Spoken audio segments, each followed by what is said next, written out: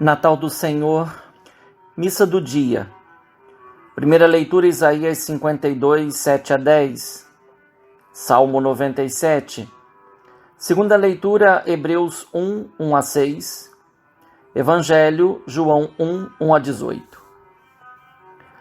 Da imagem do recém-nascido envolvido em faixas e colocado sobre a manjedoura, Lucas 2, 7, se passa a síntese mais sublime e teológica sobre o Verbo encarnado, que revela em profundidade a sua identidade e missão. João 1, 1 a 18 pode ser considerado um hino cristológico, que ao mesmo tempo serve de introdução e de resumo do quarto evangelho. Nesse hino, afirma-se que Jesus é a palavra eterna de Deus feita carne no tempo e no espaço. Versículo 14. É o mediador da graça e da verdade. Versículo 17. É o unigênito de Deus pelo qual se conhece o Pai. Versículo 18.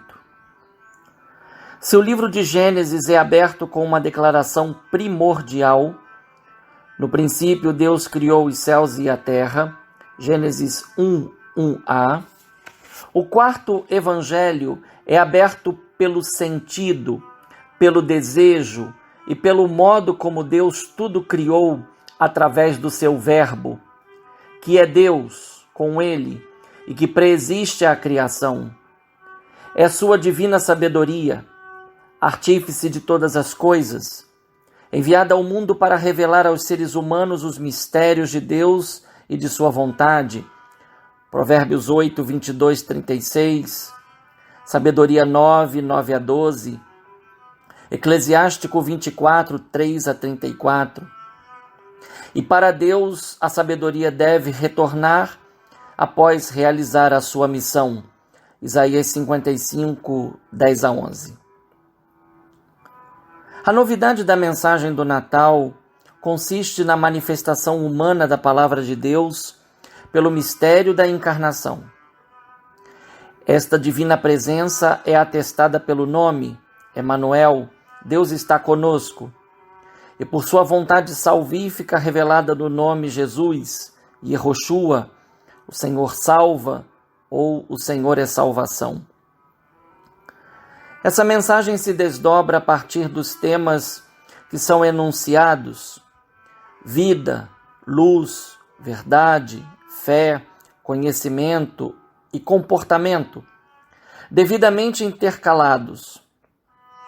Assim se apresentam Deus e sua ação, por meio do seu Verbo encarnado, e o ser humano e sua reação, diante de sua testemunha, João, e diante do próprio Verbo encarnado.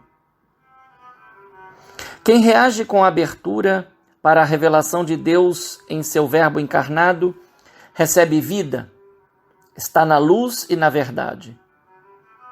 Em contrapartida, quem reage fechando-se, está nas trevas da ignorância.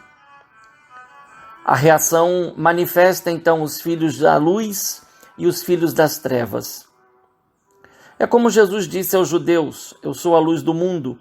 Quem me segue não caminha nas trevas, mas terá a luz da vida. João 8,12. Diante do que Deus fez em seu Verbo encarnado, o ser humano tem a possibilidade de optar pelo lado que deseja estar. A escolha não é mais um salto no escuro, mas pode ser feita graças à luz da verdade, que é Deus conosco encarnado e habitando entre nós. Deus assumiu um rosto, ouve, fala, vê, toca e se deixa tocar. Não é um ídolo, mas é um de nós, para que sejamos um com Ele pelo batismo.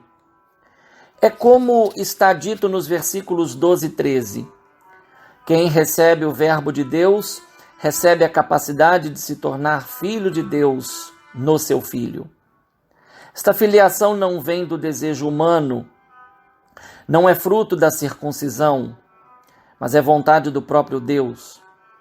É um caminho que passa pela mediação da lei por meio de Moisés, pelo testemunho por meio de João, mas para alcançar sua plenitude em Jesus Cristo, o unigênito de Deus Pai. Nessa dinâmica, a luta entre a luz e as trevas no mundo é algo constante e cotidiano. Existem muitos modos de se entrar nessa luta. Um dado de fato: quem deixa a luz entrar na sua vida, as trevas se dissipam. Mas isso não basta. É preciso permanecer na luz para que as trevas não retornem. Essa luz é a verdade sobre Deus e o seu infinito amor pelo ser humano, revelado de diversos modos por Deus através de seus luzeiros falantes, os profetas, até que chegasse o tempo oportuno para falar e agir através do seu próprio Filho.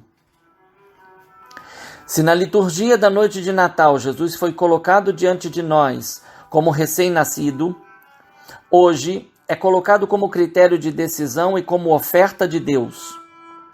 Em seu Filho Jesus, Deus nos oferece a sua palavra em carne humana, por meio de quem faz conhecer o seu desígnio salvífico, isto é, o seu amor. Quem acolhe essa proposta de Deus não pode guardá-la para si, mas se percebe comprometido com a sua proclamação.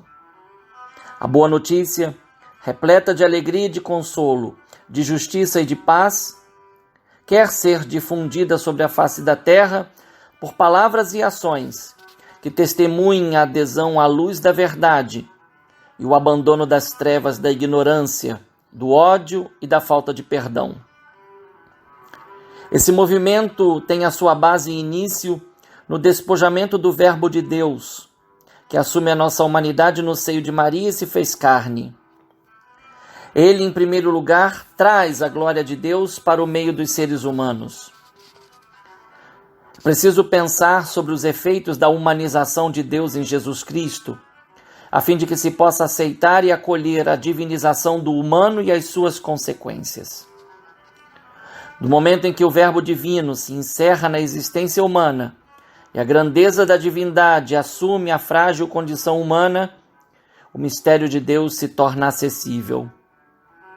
Assim, o olhar para o recém-nascido, nele reconhecendo o Verbo eterno, derruba todas as falsas pretensões e manias de superioridade que povoam a mente e o coração do ser humano.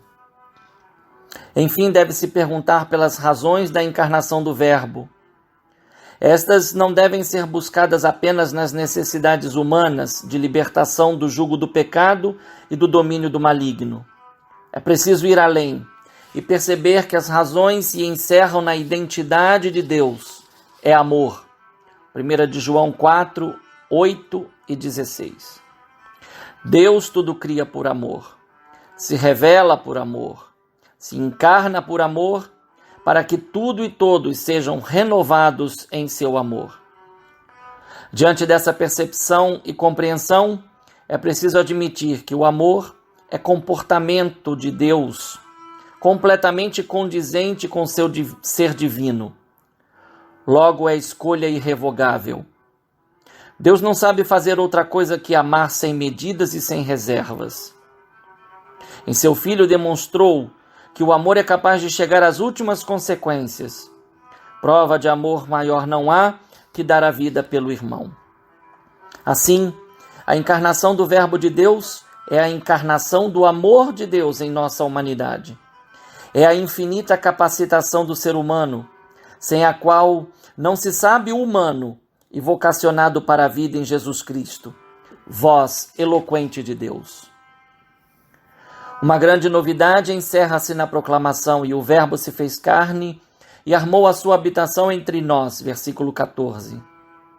Deus se deixa encontrar, e dele o ser humano pode se aproximar sem medo e sem reservas. O Deus que jamais foi visto, inclusive pelos profetas, se fez visível em Jesus Cristo, versículos 17 e 18. Nele, nossas falsas ideias sobre Deus se dissipam e somos atraídos pela bondade de suas ações e pela autoridade libertadora de suas palavras. Se nosso coração se enche de ternura ao olharmos para o recém-nascido, reclinado sobre a manjedoura, é porque podemos acolher o olhar misericordioso de Deus que se revela em seu unigênito Filho. Quando olhamos para Jesus Cristo, vendo-nos como o próprio Deus nele nos vê, caem as máscaras que colocamos em nós e principalmente as que colocamos em Deus, fruto de nossas projeções, que nada têm a ver com a graça e a verdade reveladas em e por Jesus Cristo. Que Ele nos cure da cegueira intelectual e moral, de só vermos a nós mesmos e nossas vontades insaciáveis, que ainda atestam o quanto gostamos das trevas. Um bom e santo Natal. Um fraterno abraço. Padre Leonardo Agostini.